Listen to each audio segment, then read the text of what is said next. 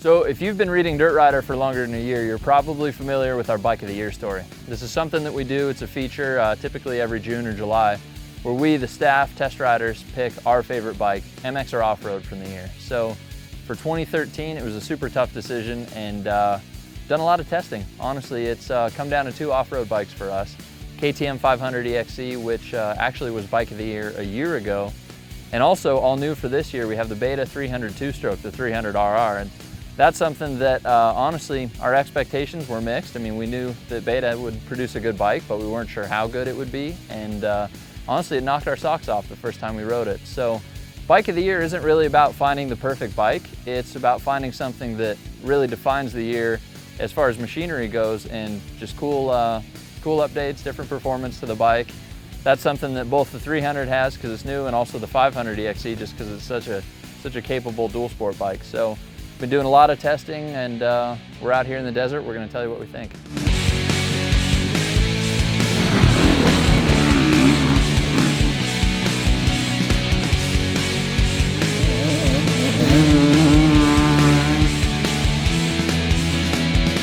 The 2013 KTM 500 EXE is kind of an amazing bike. It's street legal, but it can hang with any off-road bike out there.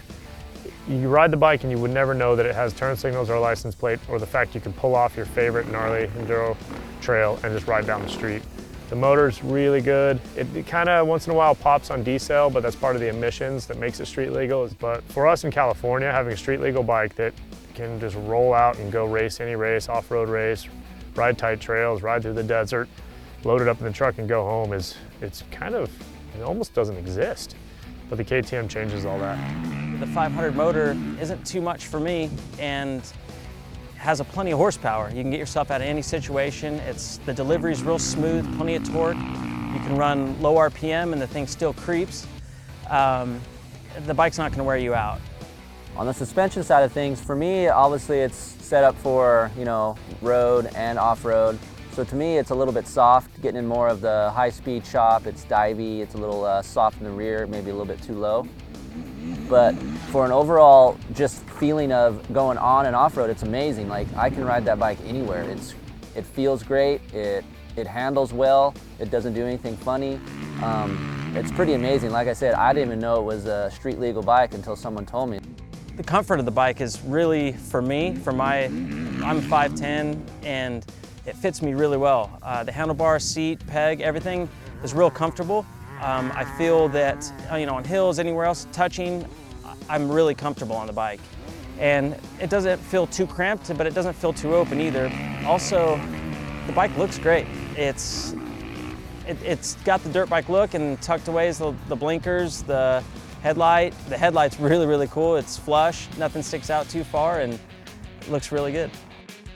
The 2013 Beta 300RR, for me, it's a great bike. The two-stroke motor, it's their first-year effort, whole complete bikes, all new to the market. It's awesome. It lugs down super low, but what's cool about it, when it lugs down low, it kind of rolls on real smooth. It almost feels like it's gonna die, but it won't. And then it just keeps crawling up into the strong part of the power, and all the way up into that nice two-stroke over rev, just tons of power. And when you're in the sand and you want to get up on top of it and really go, you just stab the clutch a little and the thing lights up. It'll pull you up nice hill climbs. And overall, the bike feels pretty light. Ergos are nice, it looks good. It's just a cool bike. The handling, like the suspension, is pretty plush. It can be a little bit soft here and there, but especially in the boulders and slower, tighter sections, that's where the thing really shines. You can plant, pivot, turn, it's real nimble. It can be a little bit soft when you hit things at high speeds, but it doesn't do anything funny. It's still straight, planted, and goes. And for me, I'd probably stiffen it up a little bit, but overall, it's super nimble, super planted, and puts that power to the ground. Another thing I should note too is the vibration, or lack thereof, of the vibration of the bike. On other two-strokes, it seems like it vibrates a lot through the handlebars. I don't get a lot of that with the Beta 300. And also, for me, it's a unique bike. It has an electric start, a two-stroke, which is really cool. And I know we're out here doing the Bike of the Year. For me, it's just, for their first year coming out with that bike, they did an outstanding job. The bike does everything pretty well. It doesn't do anything really bad where I was like, I'm gonna knock it. So I think for that, they should get a kudos just for coming out with the first year bike that is really good.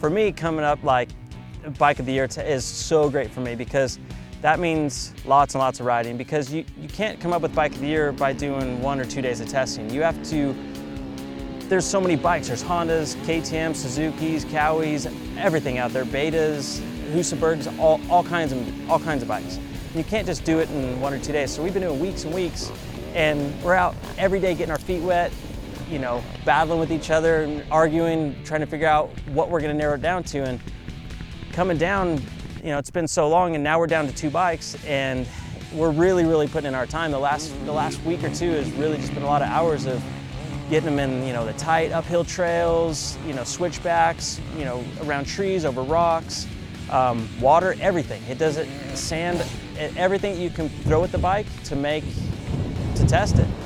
We're going to continue testing these bikes. We've got piles of notes. We got to figure out for ourselves who won. We're getting close. We have a good idea.